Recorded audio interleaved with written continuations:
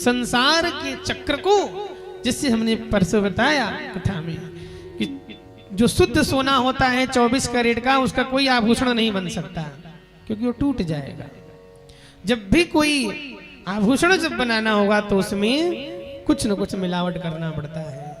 ठीक वैसे ही जब संसार में संसार के चक्र को जब एक रंगमंच पर प्रदर्शित करना होता है, तब भगवान सबसे पहले माया को रचते हैं।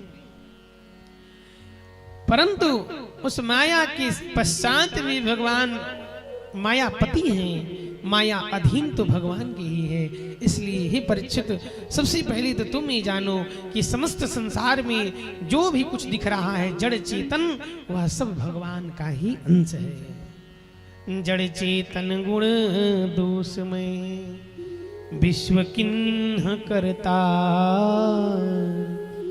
सबसे पहले भगवान क्या करते हैं, समस्त संसार को लेकर के सबसे पहले भगवान जल की रचना करते हैं। सृष्टि का विस्तार बता रहे हैं कि सबसे पहले भगवान जल की रचना करते हैं और जल में 1000 वर्षों तक शयन करते हैं। तो जल में शयन करने के कारण भगवान का नाम नारायण पड़ जाता है।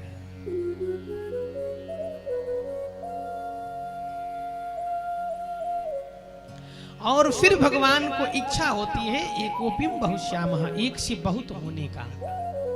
क्यों?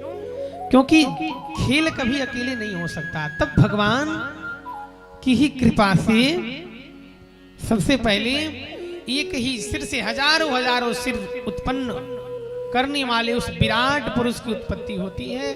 और उसके पूर्व में भगवान के नाभि कमल से ब्रह्मा जी का प्रादुर्भाव होता है। इसीलिए भगवान की तुलना कमल से की जाती है, क्योंकि ब्रह्मा जी ने सृष्टि के सब वस्तुओं को भगवान ब्रह्मा जी ने बनाया है, पर कमल को नहीं बनाए हैं। इसीलिए कमल से तुलना की गई है भगवान की।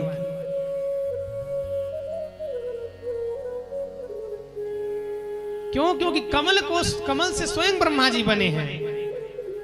इसलिए बाकी सब वस्तु को तो ब्रह्मा जी ने बनाया, परंतु कमल से स्वयं बने हैं। इसलिए परमात्मा का विस्तार करते हैं। उसी परमात्मा से उस विराट पुरुष के हजारों सहस्त्रेत शिरिखात पुरुषः, हजार सिर, हजार भुजाओं से समस्त पृथ्वी का विस्तार होता है। उस विराट पुरुष के 4 विभाग किए जाएं। 4 पैर हैं, जिसमें एक पैर के चौथाई भाग में पूरा संसार है। 3 पैर का किसी को पता ही नहीं। त्रिपाद उरु उदयित पुरु का 3 पैर का किसी को पता ही नहीं है। एक के चौथाई भाग में पूरा विश्व है। विश्व ही क्या, अपितु संपूर्ण ब्रह्मांड है। उस 3 का कोई पता नहीं लगा पाया। तो उस विराट पुरुष के ही द्वारा सबसे पहले सातों समुद्र, 7 लोक, ये सब प्रकट होते हैं। उसी विराट पुरुष के द्वारा ऋषभ, गंधार आदि 7 स्वर निकले, जिसे संपूर्ण संगीत का प्रादुर्भाव। उसी से जितने पशु हैं, घोड़े आदि सभी पशु निकले।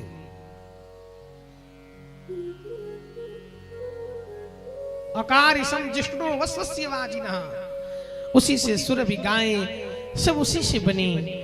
और उसी विराट पुरुष से के मुख से ब्राह्मण की उत्पत्ति हुई, क्षत्रिय की उत्पत्ति बाहु से हुई, धड़ से उत्पत्ति ब्राह्मणस्य मुखम, ब्राह्मण की उत्पत्ति मुख से हुई। बाहु राजन्य कृतः उरु तदस्य वैश्य पदभ्यागम शूद्रो अजायत। 4 वर्ण की उत्पत्ति उसी के शरीर से हुई। इस प्रकार सृष्टि का विस्तार हुआ। इस सृष्टि के विस्तार के क्रम में जो संपूर्ण यह सृष्टि है, उसको 14 लोकों में बांटा गया। 14 लोक में जो मृत्यु लोक है, जहां पर हम सब हैं, यहां भगवान का कमर है।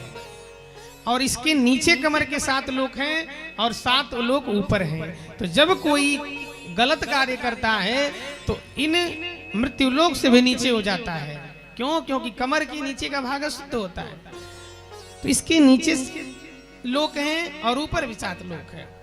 जब अच्छा कर्म करता है व्यक्ति तो वहां ऊपर भू भू हम जन तप, और अंत में सत्य लोक है, वहां पहुंचता है। और जब खराब कर्म करता है तो अतल वितल तलातल सातल और अंत में पाताल लोक तक को पहुंच जाता है। ये 14 लोक हैं। तो उस विराट पुरुष की से इन संसार की उत्पत्ति होती है। अब इन संसार में ब्रह्मा जी का कार्य क्या है? तो ब्रह्मा जी का कार्य बता रहे हैं कि उस सृष्टि के विस्तार करने के लिए सबसे पहले ब्रह्मा जी ने 4 मानस पुत्रों को उत्पन्न किया।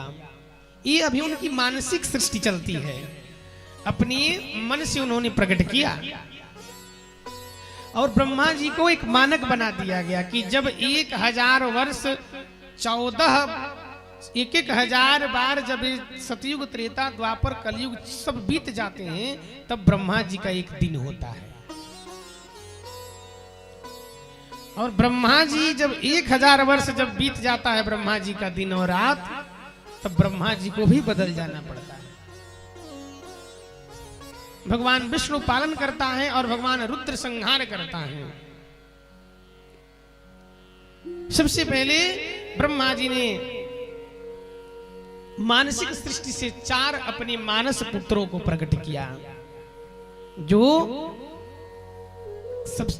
सबसे पहले जो मानस पुत्र ब्रह्मा जी के सनकादि मानस पुत्रों ने जो कथा सुनाया था बद्रिकाश्रम में, वो मानस पुत्र थे। प्रकट होते ही वो वैराग्य धारण करके भजन करने चले गए। उन्होंने कहा हमें संसार का विस्तार नहीं करना है। पुनः क्रोधित हुए ब्रह्मा जी और पुनः उनके द्वारा संसार के विस्तार के लिए एक बालक को उत्पन्न किया गया जो शंकर का नाम दिया गया जिसको।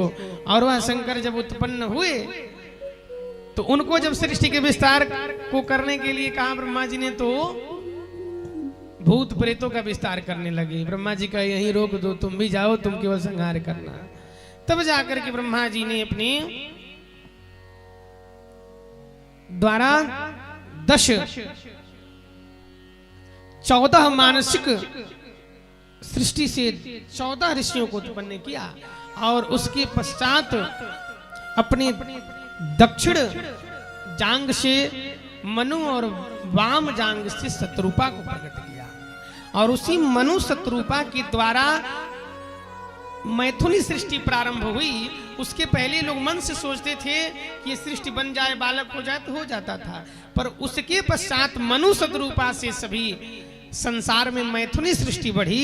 इसीलिए मनु शत्रुपा के हम सब संतान हैं, इसीलिए हम सब मानव कहलाए। ये ब्रह्मा जी की सृष्टि की बात हो गई। और ब्रह्मा विष्णु महेश यह तीनों भगवान के द्वारा संचालित किए जाने के लिए रखे गए हैं। इन तीनों से ऊपर जो तत्व है वही परम ब्रह्म है। उसी को सत्यम परम धीमहि कहा गया। जैसे ओम में अकार उकार मकार तीनों छिपा है और वो तीनों को चलाने वाला जो शक्ति है वही ब्रह्म है। ब्रह्मा विष्णु सदाशिव ये तीनों एका। प्रणवाक्षर के मध्य प्रणव के अक्षर में ही भगवान यह सब एक हो जाते हैं। तो हम चाहे किसी की भी पूजा करें पर तत्व तो एक ही है। इस प्रकार सृष्टि के विषय को बताते हुए कह रहे हैं परीक्षित को कि हे परीक्षित, उसी क्रम में सबसे पहले कश्यप ऋषि से दिति और अदिति 2 पत्नियां जो हैं, जिनसे देवता और राक्षस हुए। ये सृष्टि को छोड़ करके मैथुनी सृष्टि का विस्तार तो बाद में करेंगे। पहले भगवान की मानसिक सृष्टि और अन्य सृष्टियों का भी वर्णन कर रहे हैं।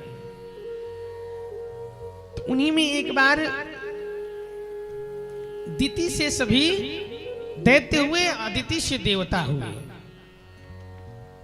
तो एक बार दिति ने शाम के समय में कश्यप ऋषि से सहवास करने के लिए बारंबार अपनी इच्छा को प्रकट किया। कश्यप ऋषि ने मना किया कि देवी, शाम के समय में 4 कार्य नहीं करना चाहिए। जब संध्या काल हो तो 4 कर्म को कभी नहीं करना चाहिए। उपनिषद भी कहते हैं कि गोधूली बेला में 4 कार्य निंदित है। बार बार समझाए दिति को